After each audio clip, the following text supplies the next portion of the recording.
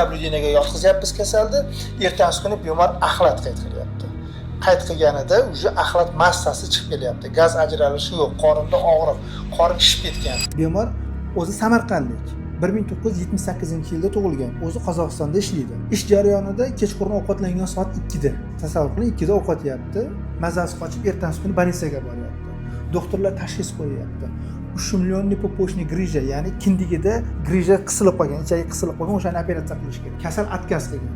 Operatsiya qildirmayman, O'zbekistonda qildiraman deb qaytib kelyapti, menga uchrashyapti. Qaytib kelguncha bo'lgan vaqt oralig'ida og'riqlari biroz bosilib qolyapti-da, biz ham operatsiyani taklif qilyapmiz, yana отказ qilyapti kasal. Raspiska olinyapti, nabludeniyaga yotqizyapmiz kasalni, ertasi kuni bemor axlat qayd qilyapti. Qayd qilganida уже axlat massasi chiqib kelyapti. Gaz ajralishi yo'q, qorinda og'riq, qorin shishib ketgan.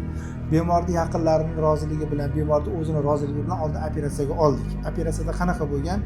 Kindik churrasi bo'lgan, chetga ingichkacha kirib, o'ralib, qaytib chiqmay qo'ygan. Kindigi atrofi qip-qizil bo'yotibdi. Qizarib, shishib, infiltratsiya bo'lyapti. Mahalliy temperaturasi bor. Biz o'yladikki, ichak o'sha yerda o'zida yorilib ketgan, axlat teri osti qavatiga tarqagan, o'shani hisobiga qizargan. Laparoskopik operatsiyaga olganmiz bemorni. Majbur bo'ldik traditsionniy o'tishga. O'sha joyda shunday kesib oldik, lotokka ajratdik, kesdik, qisilib qolgan joyida kindigini olib tashladik.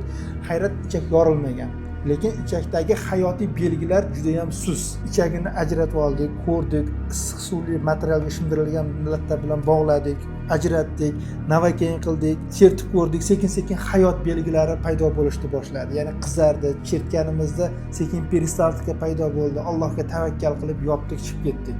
Bemor 2-kuni keldi, 3-kuni operatsiya bo'ldi. Mana bugun mayda 6-chislasi, gaz ajralishi bor, hammasi stabilni. Xudo xolasa ertaga ichib kelsa, indinga ruxsat beramiz. Bu holatdan xulosa shundan iboratki, agar sizning kasalligingiz tez tibbiy yordamga, ya'ni jarrohlik amaliyotiga muhtoj bo'ladigan bo'lsa, malakali, tajribali shifokor sizga operatsiyani taklif qilsa, rad etishdan oldin albatta yaxshilab o'ylab ko'ring. Chunki kechiktirilgan jarrohlik amaliyoti sizni hayotingizga nuqta qo'yishi mumkin.